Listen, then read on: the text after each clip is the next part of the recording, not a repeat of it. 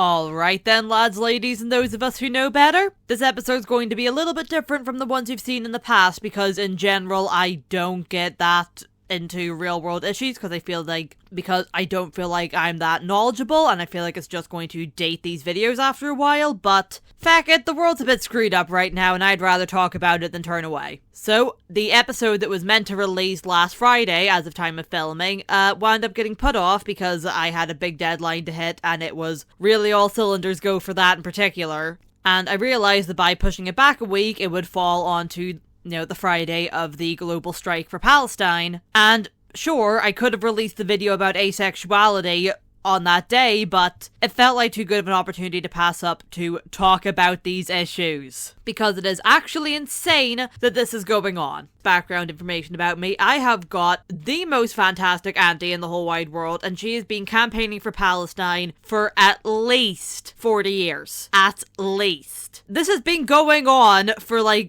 can't remember the exact date, 70, 80 years now that's been occupied. Absolute bullshit that it was allowed to carry on that long, and now we're paying attention, but anyway. So my auntie's been campaigning that whole time. She looks like a very sweet older woman, and she is a very sweet older woman, but she has got a really punk spirit and I adore her. This might also be an excuse to talk about my auntie because she's the best and she listens to this. Hi Trez.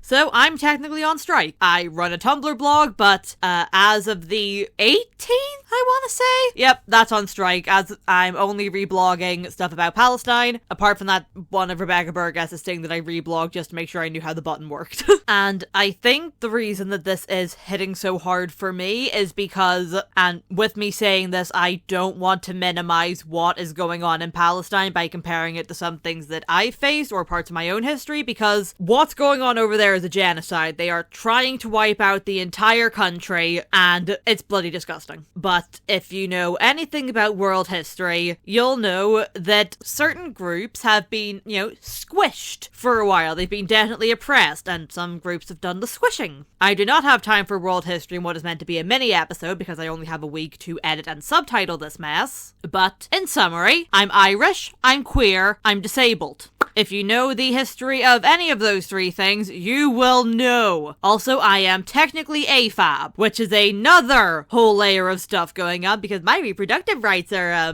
being argued over by people who wouldn't even be able to label all the parts of a uterus, but I digress.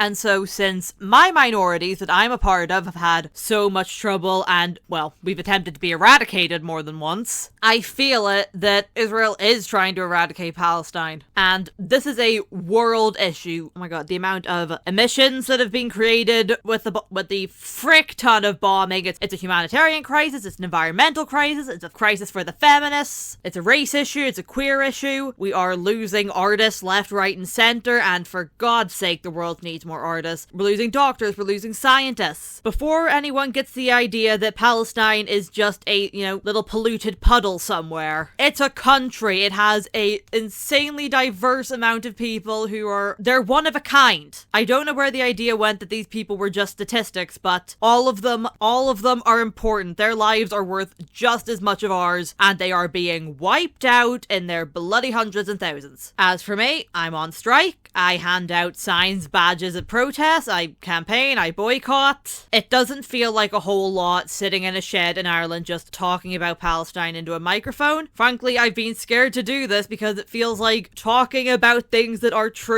and important can get you such a backlash, especially on the internet. Look at what happened to poor Jessie Gender. Oh my god. But I read a quote the other day, have no idea who it was from. I think it was a black woman. That your silence will not save you. Don't be naive. Israel would bomb your hospitals as well. And I guess this is also kind of a call to don't be neutral about this. There is no neutrality and there is no nuance to this. Yes, ceasefire now, please, and also hold people accountable for war crimes. I don't think it's that much of a thing. When people try to talk about nuance in the situation, they say, oh no, we have got a very small percentage of them that are doing something wrong, so we need to bomb the whole bloody lot. What the frick are the kids doing to deserve that? And not just the kids. I know that when people try to make something that would appeal to people's hearts, they say like, oh yes, the women and children. The women, the children, the men, the elderly, the disabled, the queer, all of them. People are losing their partners, their parents, parents, their kids, their neighbors, their entire communities are being wiped out basically overnight. And what, you want to be neutral on that? You don't want to give up the Eurovision or McDonald's or Coca-Cola? Frick that! This is not the time for civility politics. This is the time to say, you know, 2 fingers up to Israel, and oh my god, can we please stop talking about the nuance in the situation? World governments are funding genocide, and I will be right there in a protest screaming about that as well. This turned out to not be that much of a mini episode, but I needed to get that off my chest. When we say keep your eyes on Palestine, we also mean don't get desensitized. Don't read that 10 more children were killed, someone lost their husband, people lost their wives, people lost their parents. Don't just scroll down and think, okay, yep, that's another one of them. Because everyone was someone's everything. And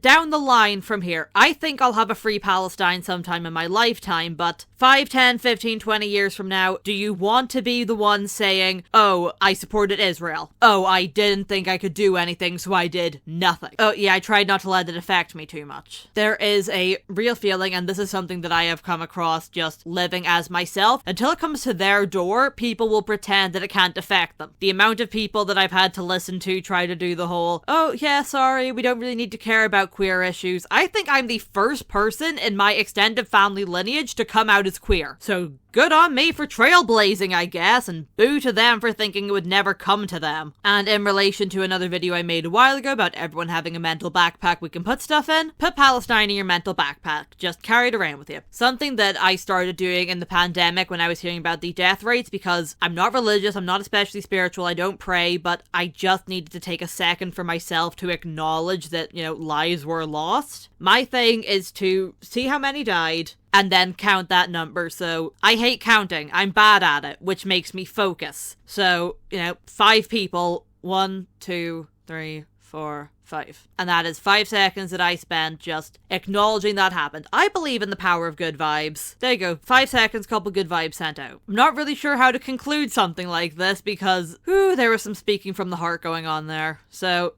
in conclusion, keep your eyes on Palestine. Don't support genocide. Don't roll over and take this. We can make real positive change. The boycotts have affected major companies, which even I didn't think was possible when I started doing it. So, yeah, we can make a difference. And that brings me over to the outro, which feels so mundane after saying all of that. Tumblr blog. I'm reblogging stuff about Palestine at the minute. Woo! And I'll also be sharing arts and badges and stuff that I've made. It's at Blue Bold and Bright. Go follow that if you want to. It has cool stuff on it. Since I took a week off, my schedule's a little bit banjaxed, but it's still every other Friday. Remember that big deadline I mentioned? Yeah, that will be releasing in a couple of weeks, and then there will be a behind the scenes video for that. I can't share any more at present, but I worked on it for 2 whole months, so I am very excited for it. And yeah, I think that's everything. This video is going to be a nightmare to edit and subtitle, but I felt I had to do it. So, since that's everything, stay safe out there, don't stop caring about the things you care about, embrace your differences. My name is Jackson MTT Kenny, and this has been